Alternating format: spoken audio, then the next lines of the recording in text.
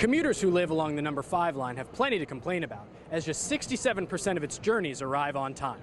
But the 40th precinct reported 9 murders last year, as well as the city's biggest increase in violent crime. It makes sense that New Yorkers are looking north to buy a home. An East Harlem brownstone will cost less than $1,000 per square foot, but you'll pay more than $1,400 for the same amount of space right here at East 62nd Street. Britain's decision to leave the EU sent the stock market into a tailspin. The Dow Jones fell by 610 points, its largest single-day drop since August of 2011. Average monthly rent, $3,900. Round trip on the subway, $5.50. Driving to Brooklyn, $11.08? If you thought this city couldn't get any more expensive, you're in for a surprise. If proposed legislation passes in Albany, the Move New York plan would collect nearly $1.3 billion from tolls going to and from Manhattan. This money would be used to fund upgrades and extensions to the city's existing train and bus systems. I don't think so. It doesn't work for me. I'm from Queens, and I come to the city to work. I pay my taxes, but I think that's enough. I don't think it's fair. Not only would the bill impose a $5.54 one-way toll on all East River bridges, it would charge that same amount to all cars crossing right here, south of 60th Street. I don't own a car, and I don't care about crossing the bridge. While this legislation has several high-profile supporters in the city, the bill has attracted criticism from Queens elected officials who call the prospective tolls on East River bridges discriminatory and fundamentally unfair. People who commute from the outer boroughs agree.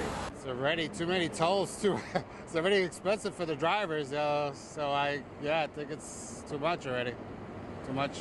At the same time, those who would benefit from added subway and bus service say they need some relief. And I agree with it. In Midtown, I'm Michael Kurtz. It's safe to say we would all give ourselves a 32% raise if we could. The New York City Council is doing just that. I'd like to know why. Right. Yeah, I think that's it. The first question is I want to know why. But the council speaker, Melissa Mark Viverito, gave members more than expected, and now their annual salary exceeds $148,000. Last year, a panel recommended a 23% increase. Dick Dady, the executive director of Citizens Union, says it's a number that would make the average New Yorker cringe. The city council has the ability to raise its own salaries. It should not. This will be the first pay increase for lawmakers since 2006. The deal will restrict outside income and abolish Lulus, which were bonuses awarded to committee chairs. If we are truly going to try and create less opportunity for corruption, we need to pay our elected officials more so that they are not tempted because they're struggling. I mean, there's a lot of cities in the country, like Chicago, where I'm from, that have corruption in politics. So if that's a way they can fight that, then that would be good. But if it's just extra money in their pockets for the sake of extra money, then, I wouldn't agree with it. At the same time, good government advocates have raised questions about this decision. Dady believes that the council owes the public a full and formal explanation as to why it went beyond the panel's recommendations. New Yorkers who are dealing with a skyrocketing cost of living agree. No, I don't think that's fair at all. No, I think that's very unfair. I live on the Upper East Side and live in a 4th floor walk up.